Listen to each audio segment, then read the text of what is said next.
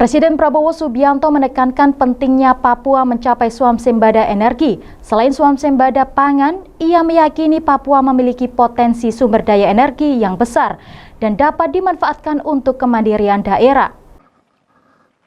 Selain swasembada pangan, juga swasembada energi. Jadi kita berharap tiap daerah juga nanti swasembada energi. Saya kira Papua punya sumber energi yang sangat baik dan Menteri ESDM juga sudah merancang bahwa daerah-daerah Papua harus menikmati hasil daripada energi yang diproduksi di Papua. Di samping itu, kita ujungnya nanti daerah-daerah yang sulit, kita harus dengan menggunakan tenaga surya atau tenaga air. Teknologi tenaga surya sekarang sudah semakin murah dan ini bisa untuk mencapai daerah-daerah yang terpencil. Juga tenaga hidro juga sekarang ada hidro yang mini yang bisa juga dipakai di daerah-daerah yang terpencil. Ini semua adalah supaya ada kemandirian tiap daerah. Kalau ada tenaga surya dan tenaga air, tidak perlu kirim-kirim BBM mahal-mahal dari daerah-daerah lain. Dan juga nanti kita berharap di daerah Papua pun harus ditanam kelapa sawit supaya bisa menghasilkan juga BBM dari kelapa sawit.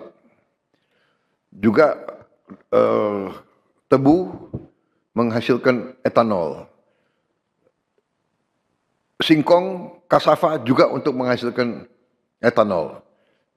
Sehingga kita rencanakan dalam 5 tahun semua daerah bisa berdiri di atas kakinya sendiri, swasembada pangan dan swasembada energi.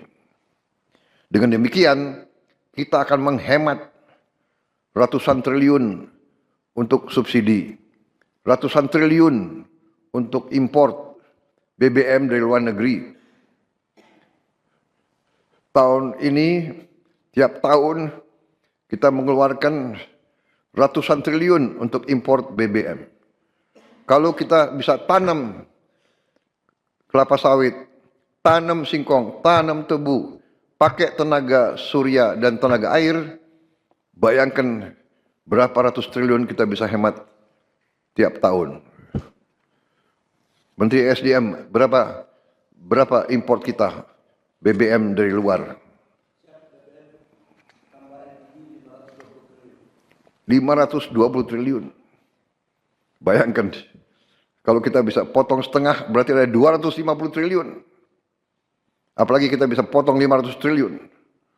500 triliun itu berarti tiap kabupaten bisa punya, kemungkinan bisa punya 1 triliun. Tiap kabupaten. Bagaimana membangunnya kita coba? Bayangkan kita biar negara kayak apa. Ini bisa kita lakukan. Potensinya ada, rencananya ada dan kita akan buktikan. Kita akan buktikan bahwa kita menuju ke situ.